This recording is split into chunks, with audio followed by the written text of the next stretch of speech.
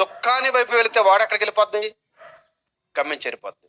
ఒకవేళ ఆ చుక్కాని వైపు గన నువ్వు లేకపోతే ఓడ నడి సముద్రంలో బద్దలైపోద్ది. విషయం అర్థమవుతుంది అనుకుంటున్నా. ఓడ నడి సముద్రంలో బద్దలు కాకుండా ఉండాలంటే దానిని మార్గమునకు చూపించేటటువంటి ఒక చుక్కాని ఉండాలి.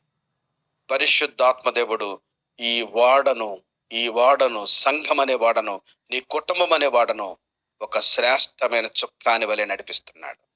ఆ చుక్కానిని చూస్తూ నీ జీవితం, చుక్కాని చూస్తూ జీవితం వెళ్ళిపోవాలి. నీ గమ్యం ఏంటి?